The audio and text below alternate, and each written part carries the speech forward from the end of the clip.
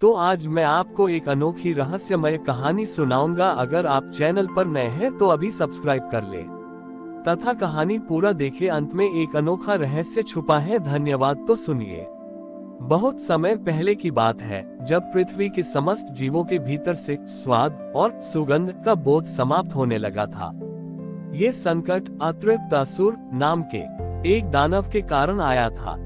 उस असुर का मानना था कि यदि भोजन और पुष्पों से उनकी विशेषता छीन ली जाए तो जीव प्रकृति का सम्मान करना छोड़ देंगे और केवल जीवित रहने के लिए संघर्ष करेंगे। धीरे धीरे पृथ्वी एक नीरस स्थान बनती जा रही थी, जहाँ न तो फूलों की महक थी और न ही भोजन में कोई तृप्ति। माता पार्वती ने जब देखा कि पृथ्वी के प्राणी भोजन तो कर रहे हैं पर उनके चेहरे पर वह संतोष नहीं है जो पहले होता था, तो उन्होंने महादेव से इसका समाधान मांगा। महादेव उस समय कैलाश की एक बर्फीली चोटी पर बैठे अन्नपूर्णा स्वरूप का ध्यान कर रहे थे। उन्होंने देखा कि संसार में केवल पेट भरना शेष रह गया है, रस गायब हो गया है। महादेव ने इस बार एक अनूठी लीला रची। उन्होंने न तो अपना त्रिशूल उठाया और न ही कोई युद्ध किया। उन्होंने अपनी जटाओं से भागीरथ के पुण्य का एक अंश निकाला और उसे एक नन्ही सी कस्तूरी मृग का रूप दे दिया। उस मृग के खुरों पैरों में ये शक्ति थी कि वह जहाँ भी कदम रखती वहाँ की मिट्टी में अमृत तत्व समा जाता। महादेव स्वयं एक साधारण रसोइया पाचक का रूप धारण कर उस नगर में पहुँचे जहाँ अतृप्त असुर का सबसे अधिक प्रभाव था। वहाँ लोग बेस्वाद भोजन खाकर निराश थे। महादेव ने वहाँ मिट्टी का एक छोटा सा पात्र बनाया और उसमें केवल साधारण जल और बेलपत्र डाले। उन्होंने अपनी योग शक्ति से उस पात्र को स्पर्श किया और उसे रसकुंभ बना दिया।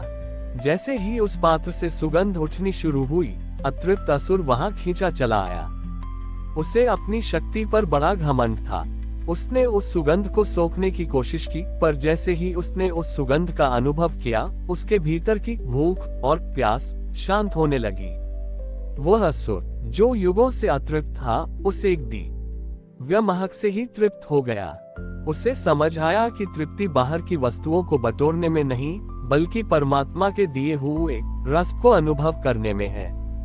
महादेव ने उस दिन संसार को प्रसाद का महत्व सिखाया। उन्होंने संदेश दिया कि जब तुम किसी भी वस्तु को ईश्वर को समर्पित करके ग्रहण करते हो, तो वह केवल भोजन नहीं रहता, वह साक्षात शिव का आशीर्वाद बन जाता है। अतृप्त असुर का अहंकार उस सुगंध में विलीन हो गया और वह स्वयं सुगंधित धूप बनकर महादेव के चरणों में बिखर गया। सृष्टि में फिर से फूलों की महक और अन्न का स्वाद लौट आया। महादेव ने सिद्ध कर दिया कि जीवन केवल जीने के लिए नहीं, बल्कि हर रस में परमात्मा का अनुभव करने के लिए है। आज भी जब हम मंदिर का प्रसाद ग्रहण करते हैं, तो वह स्वाद हमें महादेव की उसी परम तृप्ति की याद दिलाती है। स्वाद और सुगंध के लौटने से संसार में उत्सव का माहौल तो हो गया, लेकिन जैसा कि मानवीय स्वभाव है, एक नई विकृति ने जन्म ले लिया। अब लोग रस के पीछे इतने पागल हो गए कि वे भोग की अति करने लगे। लोग केवल जीभ के स्वाद के लिए अन्न का दुरुपयोग करने लगे और सुगंधों के मुंह में पड़कर प्रकृति को नष्ट करने लगे। तृप्ति अब लोभ में बदल चुकी थी। माता पार्वती ने देखा कि जो प्रसाद भाव महादेव ने दिया था, उसे भूलकर मनुष्य केवल स्वाद के जाल में फंस गया है। उन्होंने महादेव से कहा, स्वामी, आपने उन्हें तृप्ति दी, पर उन्होंने इसे वासना बना लिया। अब वे केवल शरीर के सुखों में उलझ गए हैं, आत्मा का रस तो अभी भी अछूता है।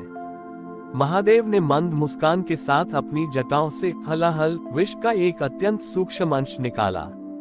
उन्होंने उसे अपनी हथेली पर रखकर एक पारदर्शी नीलकंठ का रूप दे दिया। उन्होंने घोषणा की कि छोटी ही संसार के हर रस में अब से नश्वरता तत्स्थता का वास होगा। महादेव स्वयं एक अघोरी का रूप धारण कर उस भव्य दावत में पहुंचे जहां लोग भोजन और सुगंध का अपव्यय कर रहे थे। उन्होंने वहां जाकर अपना वह नीलकंठ उस सुगंधित वातावरण में छोड़ दिया। अचानक लोगों को उस स्वादिष्ट भोजन और महंगी सुगंध के पीछे एक कड़वा सच महसूस होने लगा। उन्हें ये बोध हुआ कि यह स्वाद क्षणिक है और इसके अत्यधिक भोग से शरीर केवल रोगी होता है। महादेव ने वहां एक सूखी हुई लकड़ी उठाई और उसे मिट्टी में गाड़ दिया। उन्होंने कहा, जिस रस के पीछे तुम भाग रहे हो वह केवल जिह्वा तक है। असली रस तो संयम में है। अचानक वह सूखी लकड़ी एक दिव्य करवेना बड़ी ईमा के वृक्ष में बदल गई।